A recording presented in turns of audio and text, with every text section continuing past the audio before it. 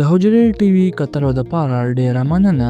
امریکې په سراج الدین حقاني باندې یخې شوی د 10 میلیونو ډالرو انعام ختم کړی دی چې کوم طالبانو سره د سفارتي تعلقاتو تبدیلۍ اشاره کوي. د ریپورټونو مطابق امریکې د طالبانو په یو غټ مشر او د افغانستان په عبوري وزیر داخله سراج الدین حقاني باندې یخې شوی د 10 میلیونو ډالرو انعام ختم کړی دی. دغه اقدام امریکې او د طالبانو تعلقاتو کې د تبدیلۍ اشاره کوي او سفارتي تعلقاتو کې د نوي اړخونو نشاندهي کوي. سراج الدین حقاني د حقاني نیټورک سربراہ دی. د کوم بنیاد د دې پلار جلال الدین حقاني یخی و. دغه ګروپ افغانستان کې په غټو حملو کې ملوث پاتې شوی دی.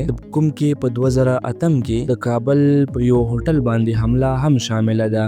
کوم کې شپږ کسان مړه شوي او په دې کې یو امریکایی هم شامل و. د انعام ختمېدلو څه ممکنه فائدې دا دي چې د امریکې او د طالبانو ترمنځ سفارتي تعلقات ښه کېدای شي چې د کوم د وجې په امن او مذاکراتو لپاره ماحول سازګار شي او لسګونو کلونه په افغانستان کې جاري کشیدګۍ کې به کمی راشي. د انعام ختمېدلو څه ممکنه نقصانات دا کېدای شي چې دې نه دهشتګردو سره د نرمې رویې تاثر جوړېدای شي او د امریکې هغه اتحادیان چې کوم د حقاني نیټورک حملو نه متاثره شوي دي د هغوی امریکې سره تعلقات خرابېدای شي او په امریکې کې دننه هغه خاندانونه چې کوم د حقاني نیټورک حملو نه متاثره شوي دي هغوی به په داخلي سطح د داسې فیصلو مخالفت کوي. په ظاهره داسې معلومیږي چې دغه اقدام طالبانو سره تعلقات نارمل کولو دپاره یوه حکمتي عملي دی خو بیا هم صورتحال ډېر واضح نه دي ځکه چې داسې معلومیږي په داخلي سطح په دغې فیصلې باندې اختلافات موجود دي ځکه چې د اف بی آی ویب سایټ باندې سراج الدین حقاني اوس هم